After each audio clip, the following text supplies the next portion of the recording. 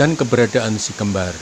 Ditambah lagi tentang merebaknya penyakit menular yang menyebabkan banyak penduduk meninggal belakangan ini. Mari kita diskusikan agar kita dapat mengambil langkah selanjutnya. Aku minta Boy Gatot dan Hambali memberi gambaran tentang perjalanan kali ini untuk mencari jejak yang kita perlukan. Boy Gatot: benar, Jack. Menelusuri pengakuan Jurang Gerawah tentang penyulikan si kembar, rasanya memang si kembar berada di kota raja, menjadi tahanan Durmagata. Hal ini kami peroleh dari percakapan kami dengan Kusir Dyah Reni dan Dyah Reno yang sempat mengantarkan aku ke alun-alun. Kusir mengatakan bahwa Durmagata sebentar lagi akan dinobatkan menjadi raja. Artinya, sesungguhnya berita itu hanya dalam kalangan mereka yang ingin merebut kekuasaan saja. Kami berdua sempat menggunakan kereta kuda Dyah Reni yang kebetulan dijamret tasnya saat berbelanja di Pasar Borobudur. Kami berhasil menolongnya, sehingga kami diperbolehkan menumpang kereta kudanya ke alun-alun. Sebelum mengantarkan kami, mereka turun dengan barang belanjaannya, sehingga kami bisa mengetahui tempat tinggal mereka, yang cukup besar layaknya istana dan banyak penjaganya. Hambali, silahkan menambahkan. Hambali: yang pasti, si kembar belum memiliki keinginan kembali ke zamannya. Ya persis seperti kata kami bertiga masuk di era 2060 dulu. Baca Dakon sang lorong waktu. Dengan apa kami pulang sementara Dakon tidak ada pada kami? Yang pasti mereka diculik dalam keadaan tertidur, dalam keadaan tidak sadarkan diri. Kami hanya bisa berdoa menunggu pertolongan. Aku rasa si kembar juga saat ini demikian. Mau kabur yang pasti tidak mengenali daerah di sini, dan yang pasti penjagaan sangat ketat mengingat si kembar masih dibutuhkan. Dan analisa sementara seperti apa yang dikatakan Jurang Gerawah bahwa si kembar sudah beristri mungkin ada benarnya, tetapi juga tidak ada benarnya.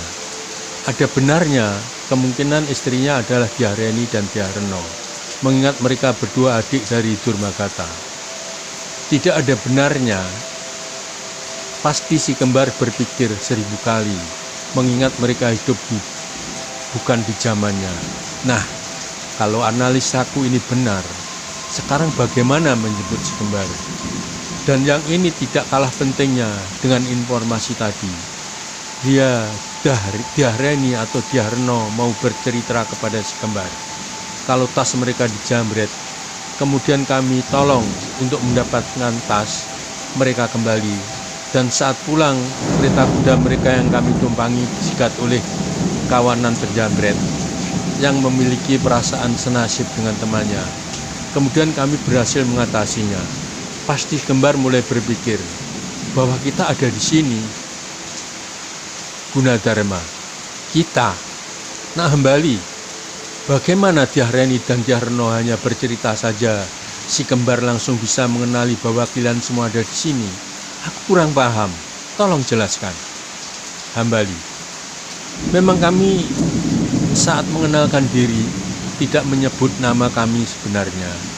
Boy mengenalkan dirinya sebagai Prawoto, sementara aku dikenalkan oleh Boy namaku hanya Bali saja. Namun bila mereka bercerita bahwa di antara kami berdua memiliki bela diri pegulat yang membanting lawan dengan tidak mencelakai, atau mereka bercerita bahwa satu penolongnya menggunakan pembungkus tangan sebagai sarung tinju, yang pasti si kembar langsung bisa mengenali bahwa kita ada di sini. Itu yang maksudnya. Masalahnya sekarang, bagaimana membawa mereka kembali bersama kami ini yang sedang kami pikirkan. Tentu tidak mudah, apalagi si kembar sudah kerasan ditunggui kedua wanita cantik itu. Mengingat si kembar tiap hari hanya berkutat mengusir pekerjaan yang tidak pernah habis-habisnya. Pertanyaannya adalah, apakah Dyah Reni atau Dyah Reno bercerita kepada si kembar atau tidak? Dan info terakhir adalah, kalau mendengar keterangan dari kusir kereta mereka bahwa orang-orang seperti kami sangat dibutuhkan oleh Durmagata, bisa dipastikan bahwa Durmagata sedang menyusun kekuatan pasukan. Aku rasa sementara laporanku sudah cukup. Gunadarma. Oh begitu, sekarang baru aku memahami. Jackdani. Terima kasih Boy, dan terima kasih Hambali. Keteranganmu sangat berharga. Nanti aku rangkum dari keterangan yang lain. Nah, selanjutnya aku minta pelapor dari Yoseko dan Diana Sunaringsashi. Yoseko.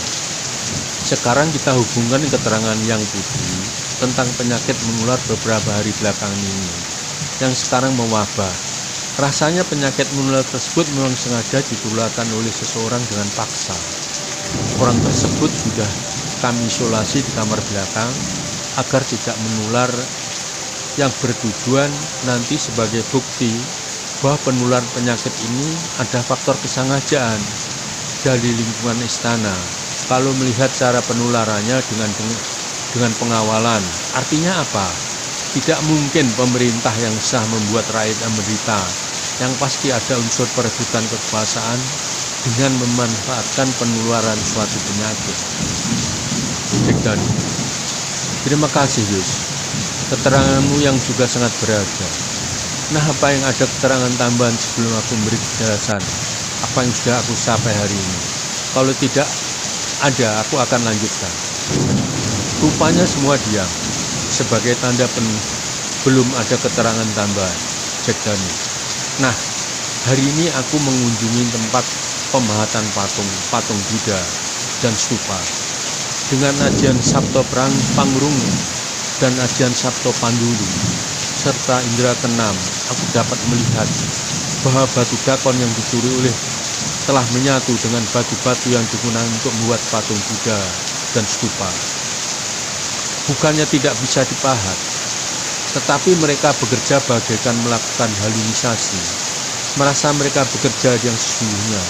Mereka hanya sibuk mundar-mandir karena perasaannya lebih dikuasai oleh halinisasi, karena kekuatan batu dan ilmu sihir yang telah digunakan oleh pencuri batu dakon tersebut.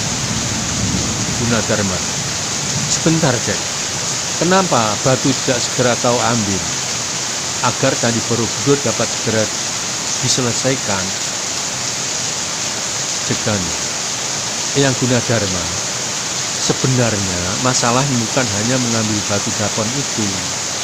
Dalam sekejap batu dakon akan bisa aku ambil, tetapi bila batu dakon sekarang aku ambil, yang pasti Candi Borobudur akan dirusak lebih parah dan waktu penyelesaian akan lebih lama lagi.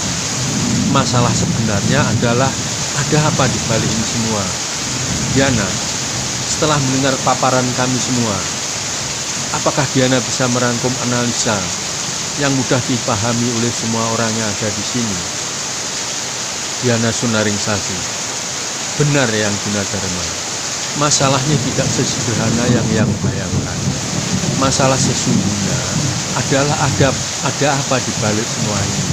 Penculikan si kembar, pencurian batu dakon, penghambatan penyelesaian Candi Borobudur, penularan penyakit.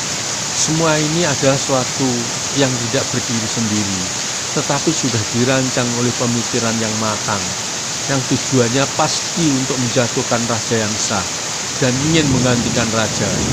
Jadi yang perlu diungkap adalah siapa di balik ini semua perancangnya. Durmagata bukan, dia hanya menggunakan tenaga orang lain untuk mencapai tujuannya, agar kalau terbongkar konspirasinya, bukti-bukti keterlibatan dia sangat lemah. Gunadarma. Diana, pemikiranmu sangat jernih dalam menganalisa persoalan. Bisa dimaklumi, Eyang sudah sangat tua dan terbebani agar Candi Borobudur cepat terselesaikan dalam masa pemerintahan Raja Samaratungga, sehingga Eyang tidak berpikir ke sana. Diana Sunaringsashi. Benar, Eyang harus bersabar dan memohon kepada Yang Maha Kuasa agar semua dapat segera terungkap. Nah Jack, itu analisa sementara agar dapat dijadikan pegangan untuk tindakan selanjutnya.